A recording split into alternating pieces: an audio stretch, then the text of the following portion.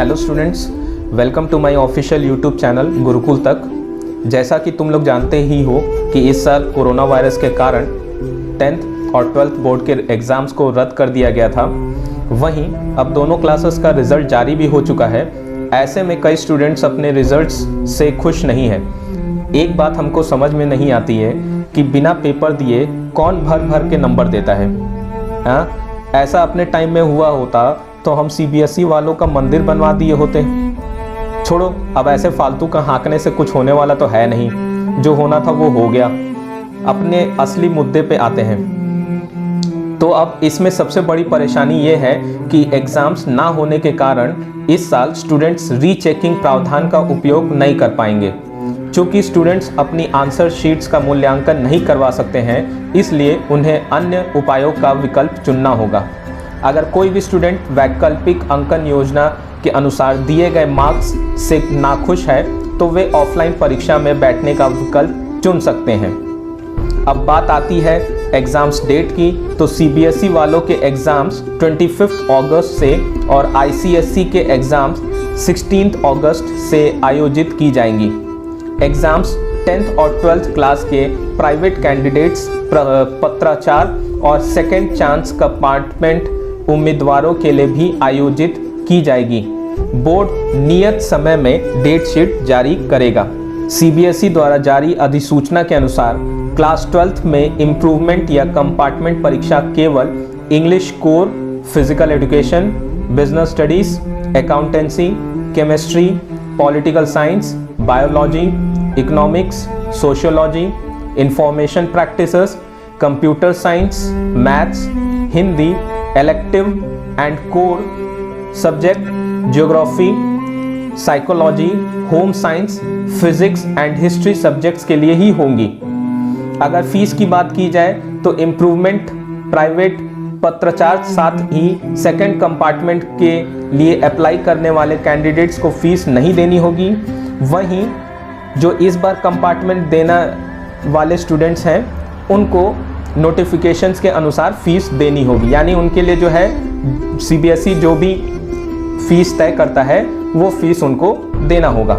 Notice के अनुसार 30% reduce syllabus पर ही स्टूडेंट्स के एग्जाम होंगे। क्वेश्चन पेपर का डिज़ाइन बोर्ड की वेबसाइट पर अपलोड किए गए नमूना प्रश्न पत्रों के समान ही होगा। यानी जो पहले आपका जो 30% रिड्यूस सिलेबस था उसी के अनुसार ही आप लोगों के पेपर होने वाले हैं। अब ऐसा मत समझ लेना कि पूरा का पूरा सिलेबस आएगा, या फिर जो अभी के समय में जिस तरीके से सीबीएसई वालों ने 2 टर्म्स में एग्जामिनेशंस कराने का सोचा है तो उस तरीके से कुछ भी नहीं होने वाला। जो पहले आपका 30% रिड्यूस सिलेबस था उसी के अकॉर्डिंग आपका पेपर आने वाला है। एमसीक्यू बेस्ड क्वेश्चंस नहीं आने वाले। जैसा सबसे पहले का सैंपल पेपर आपने देखा होगा जो सीबीएसई ने रिलीज किया था, वैसा ही इस बार भी और उसी पैटर्न पे ही क्वेश्चंस आएंगे या फिर क्वेश्चन पेपर बनेंगे।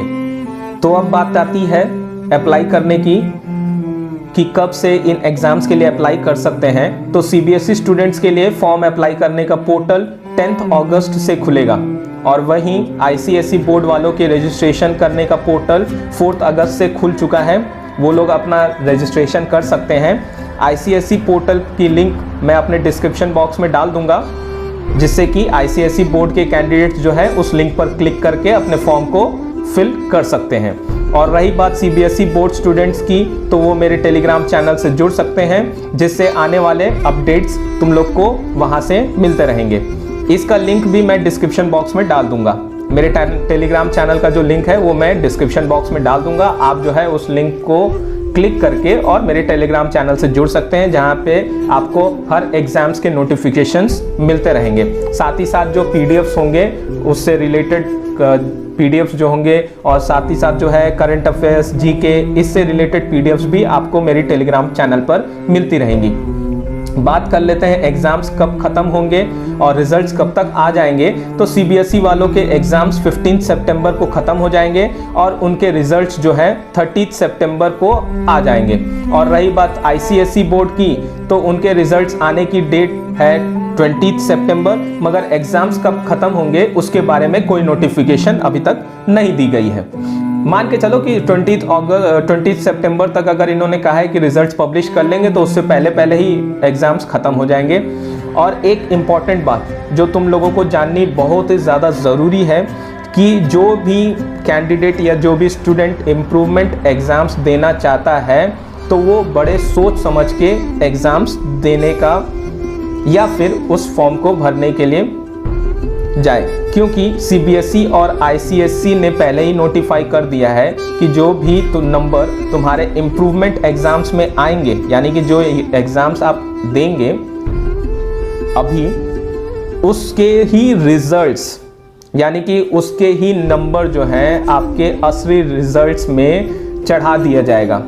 जैसा कि अगर अभी आपके नंबर 62 या 70 आए हैं मैथ्स में और आप चाहते हैं या आप सोच रहे हैं कि नहीं मेरा और भी अच्छा नंबर आ सकता था अगर मैं रिटन एग्ज़ाम दिया होता, ठीक है, और आप इम्प्रूवमेंट के लिए भर दिए और इम्प्रूवमेंट देने के बाद अगर उसमें आपका रिजल्ट आ गया या फिर नंबर आ गया 55 या 60 तो वही मान्य होगा, ठीक है। तो पिछले नंबर से कोई लेना देना नहीं रहेगा, यानी कि जो भी इस बार इम्प्रूवमेंट देने के बाद जो भी आपको नंबर मिलेगा वही नंबर आपका असली नंबर रहेगा।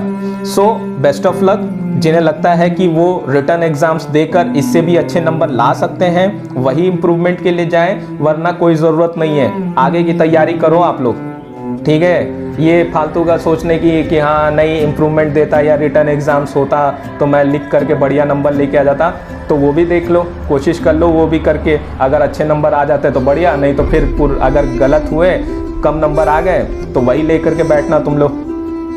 एक बात तो बताना ही भूल गया, लाइक शेयर और सब्सक्राइब करने में क्या जाता है यार, लाइक शेयर और सब्सक्राइब करो जिससे कि आगे आने वाली अपडेट्स या एग्ज़ाम्स की नोटिफिकेशन, उनकी प्रिपरेशन स्ट्रैटेजीज और उससे रिलेटेड इंपॉर्टेंट एजुकेशनल वीडियोस आपको मेरे इस चैनल गुरुकुल तक पे मिलती रहेंगी।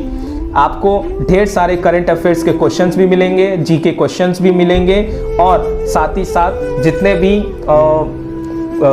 कॉम्पिटिटिव एग्जाम्स में क्वेश्चंस आते हैं, प्रीवियस ईयर सैम्पल पेपर्स भी आपको यहाँ पे मिल जाएंगे, ठीक है। तो best of luck and thank you and have a nice day.